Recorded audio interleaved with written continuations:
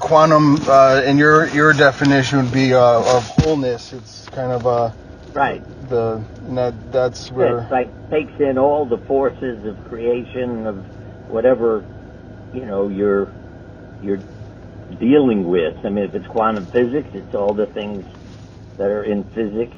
Quantum health, all the things that affect health, whatever it is. Just to me, it has a meaning of wholeness. Oh, it's just an interesting thing. I've been studying this work called visceral manipulation, and that's kind of where, like, remember I asked you what I should focus on, which is basically, you said, focus on the state of mind as I go forth and write my writings, which, I've been rather, I guess, hesitant to for whatever reasons. I guess I was holding back so that I can have a clear, defined path to and message, but I think it's clear enough at my age and time to have enough data. So I've been kind of waiting and working on collecting data and rehashing it, reorganizing it in my mind's eye as I learn all the different things that I've learned, like the works that you've done and talked about and et cetera. But, I'm more of a body worker, so I work with people's bodies, but what shows up in the way I design my clinic is it's a space for healing. So the space is for everything. I mean, I may have learned how to do an neural emotional technique type stuff to release emotions. But you can't separate mind and body. That's what you always have to remember. You can touch a part of the body, and you're going to bring up memories and emotions and everything else. Right. If you've been sexually abused, hugging by somebody can be very uncomfortable. Right. Well, and that's what I've come to understand in the work that I've been doing is I realize that. I mean, I know there are certain people that don't want to be touched for whatever reason, and generally it is because of abuse in the past, but they won't know that. They don't even know why. They just don't, And if they have that problem, or they're hypersensitive, so their brain is overactive. And so with this visceral work that I've been learning for the past few years, you learn to integrate the neurologic and emotional part of the body in addition to the physical. And so it's really like it's a conversation within the body. So the practitioner, I literally can interface with a nerve, and that nerve might be, related to an emotion back when they were a kid that, they fell and hurt their arm or whatever have you. And that conversation shows up in the session a lot of the times. Even for myself, I had this kid in high school who decided to want to be a bully, and I stood up to him, and then he kind of sideblinded me walking down the hall with a fist and had combat boots on and kicked me in the face. So I felt I had this huge bruise on my face, and so my physical therapist was releasing the trigeminal nerve in the face, and I was like, "That's from Omar." And so the kid Omar who kicked me in the face was like that showed up when she was releasing out that tension. Right. And so that's where I find the quantum wellness and the quantum ideologies is that sum of wholeness, because you can't separate the past experiences from the emotions from the physical body. It's all in there. Here's a definition I pulled up: a discrete quantity of energy proportional in magnitude to the frequency of the radiation it represents. I don't know what they mean by the radiation, but it's an energy and what it represents. So you can have a small quantum, a large quantum. It depends on what it means in your life. So. But it's certainly an energy. Right. I mean, everything is energy in essence, because the physical matter is made up of energy, according to quantum physics, supposedly. So. Well, its creation comes from the energy. It's when you read a variety of books, but I mean, the quantum physicists are often very comfortable with mystics. You know, Einstein and so forth, and Jung. I mean, they would talk. They may use different words, but they're talking about the same thing. And it takes energy. If you don't have energy, you can't create. Right. And how you create water, I always say, who the hell figured out how to make an eye? You know what I mean? There's an intelligent, my definition of God, I've got another book coming out, and I mentioned this, is loving, intelligent, conscious energy. When you have those four things, you can be God and create life.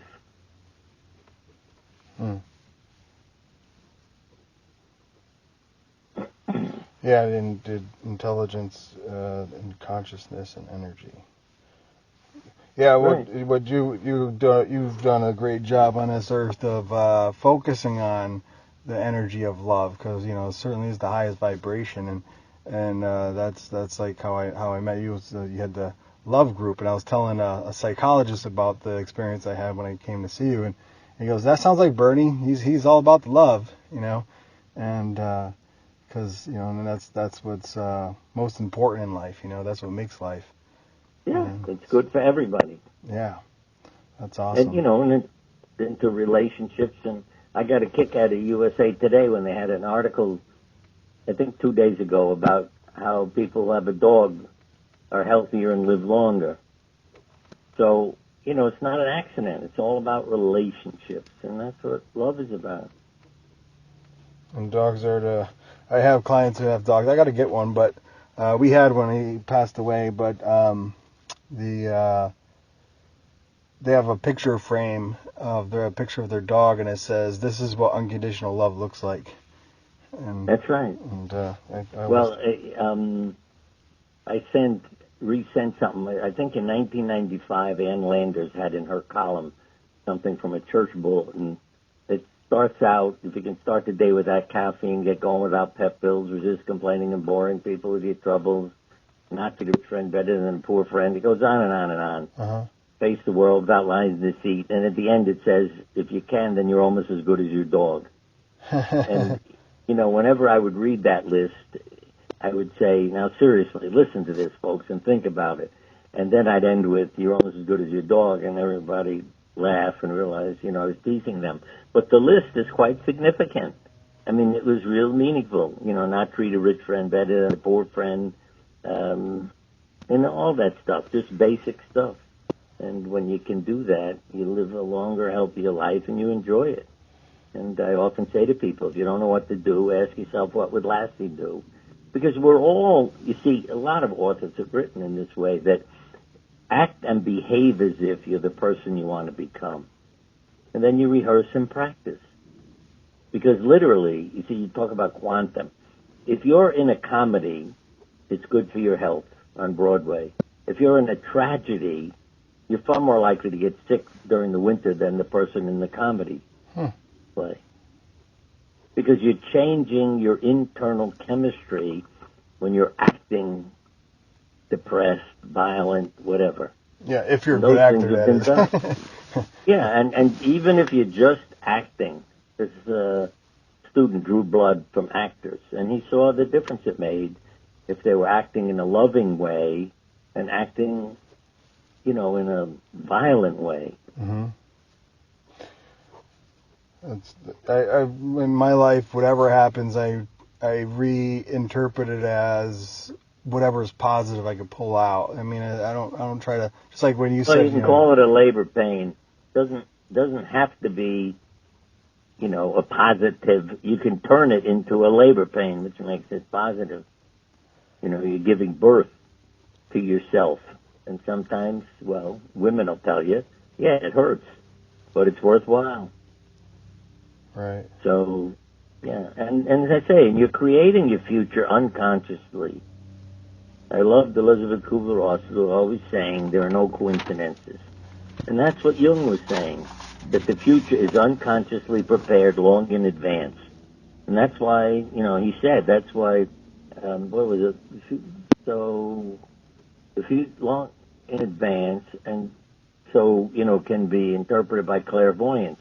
In other words, when you go to somebody, they're reading your consciousness. That was the point he was making. You've created where you're headed, so they're just reading what you've created. Not mystical. Right. I was listening to Bruce Lipton's material, and he was talking about exosomes and how they're able to take, quantify the amount of exosomes in the body, which is a cellular piece that interacts with another cell, and pre-programs far in advance of what's happening. And they said if you have quadruple trillions of them in the body, that's more of a signal for cancer because it's a higher signal of cellular body. And so it's like the future's already happening as we speak, and it's just a matter of time. When you think about it, I'm always saying to people, identical twins get the same thing on the same day or even in the same week. One can live a life without developing cancer, and the other can have it when she's 35. And it's all about their body. Because if you ask an audience, who's more likely to get breast cancer? The sweet little girl, the twin sisters. The sweet little girl is making mommy and daddy happy, or her little devil of a sister who's enjoying her life and not worrying about what makes mommy and daddy happy. And everybody votes for the little devil kid. Because the passive one who's trying to please everybody, the spiritual term is, he who seeks to save his life will lose it. So you do what everybody else, wants you to do, and you're making everybody else happy, you're the one who gets sick. Because of how your body is responding. Yeah. So, it's very obvious. All you have to do is watch people, and And I try to work on, when I was studying Tai Chi and Qigong, my teacher noticed, he's studied spiritual psychology, and that's where his direction was, but he's like, you got to work on loving yourself. And so I had to face myself in a mirror, and that was like one of the practices. And sometimes I think sometimes there's times in my life where I don't like myself, and it's like, well, what the hell's coming at? Where's that coming from? Well, that's different than love. You can say, I didn't like what I did, so I'll go apologize. But love and like are two different things. I explained that to our children many times. Because they thought if I yelled a lot, I was going to get a divorce, because the neighbors did. And I said, no, if I don't like how you're behaving, I make noise. But I love you. So, it's very different. And they learned that. Sometimes, that was a way to get attention, to be a problem. But a line from John Steinbeck, it says it all, from East of Eden. He said, everybody experiences rejection. With rejection comes a desire for revenge. With revenge, guilt. And there is the story of mankind. And when you look at all these, shootings and violence, that's exactly what's going on. These are rejected people who get revenge by killing and then end up either killing themselves or letting the police kill them. So it's the same stuff. Yeah, it's a sad story, too. And even suicide. I mean, Carl Menninger, the psychiatrist, I remember him saying, suicide is not as simple as people make it. It's not just killing yourself. You have to be a murderer to kill yourself. You have to want to be dead. You have to be willing to hurt other people. He said it's a hell of a lot more complicated than just ending your life. Yeah. Yeah, it is a bad one, and obviously those people aren't in the right state of mind when they're doing it. They're stuck in a selfish mode, is what I say, because they're not. If they thought we were actually thinking of the impact that it had on other people's lives, they wouldn't do that. Yeah, that's why the way to hurt others, get even, give them pain. But that's what goes on in people's minds. To me, it's always go off and go do what makes you happy. But actually the biblical line, he who seeks to save his life will lose it. When you give up your life to make everybody happy, it could be becoming a lawyer, because that's what your parents wanted when you wanted to play the violin. And what I see is when you learn you have cancer and a short time to live, you quit the law office, you pick up a violin, you get a job in an orchestra, and you don't die when you're supposed to. I mean, those are true stories. So, but when you say to your parents, screw you, I want to be a violinist, see, that's when you save your life, rather than making everybody happy. So you lose the untrue self and you save the authentic self. That makes sense. That makes sense, and how you discovered that clinically with the picture drawings was kind of like the guy Yes, John. right. Yeah, Where, and and God speaks in dreams and images. But yeah, it's when they're drawing. What job would you like? Where would you like to live? Who do you want to marry? What treatment do you want? Then it isn't their thinking; it's their inner wisdom, and that also it's their consciousness that knows the future and what's best for them. So they put it on paper, and then you can help guide them and say, look, this is what's the best. And if it's awful, you say, I wouldn't do that unless you change your attitude towards it. See, then they can go home and picture in their mind all the things that they want, and then the picture improves too, and it's okay to go ahead now because you've readjusted yourself and your body. huh? Yeah, and also with self-love, put pictures of yourself as a baby up around the house and love the kids. I mean, I have people who don't even have pictures of themselves. Whose parents told them to commit suicide. But put up pictures, something to remind you, and then every time you walk by it in your house or at work, you say, hey, I love you. Huh. I'll do that. Yeah, I think my mom has my old photo album that I didn't take because I always been moving and things like that, and was afraid that I didn't want to misplace. I have to carry it as well, but Well, tell her to send you a couple of pictures. Yeah, I'm gonna have her send me some pictures. Here's some of her favorite ones. Have Mom send me some favorite ones.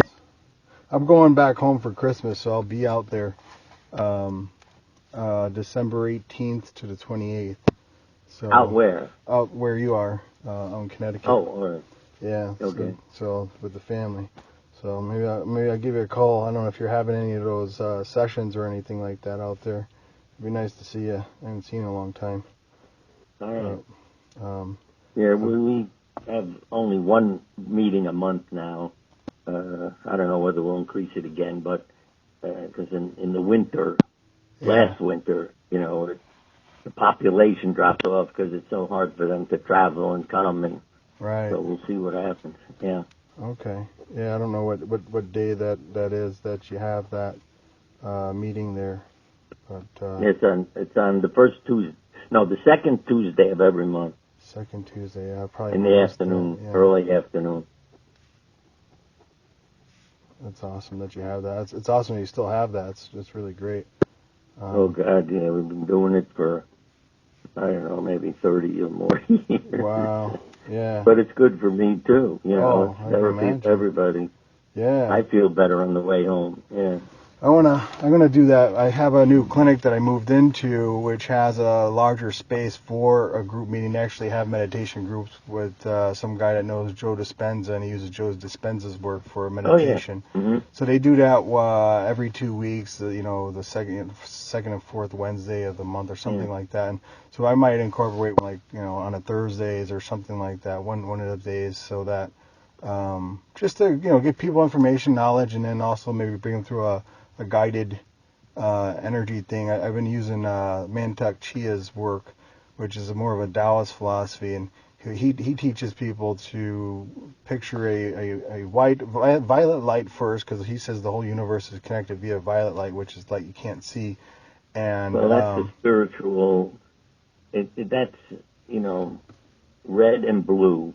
It's the energy, the passion, the emotion, and God's place of residence, the blue, the sky. So you create purple, and it has a meaning. It's a spiritual color. Yeah. For sure. and then you can transform it to white, and then bring it to the front of the brain, then you bring it down to the heart, and then you visualize each organ. And so I've gone through that. I brought my friends through it, and they were just blown away by it. It's connecting the mind and body, and the consciousness within the I finish every session with a guided imagery that just comes to me from what I call God knows where. I have an angel, and he just takes over, and I just do the talking while he tells me what to say. And I mean that when I say I have an angel, because people have seen him standing next to me when I've been talking and things of that sort. I mean, and they brought that up to me. I didn't mention it. For people to come up to you and say, there was a man standing in front of you for the whole lecture, so I drew his picture for you. Things like that. That's awesome. I realized, I knew who he was. I met him in a meditation. But to me, that was not a real, entity. It was my image. And then people started seeing him. And that was the guy.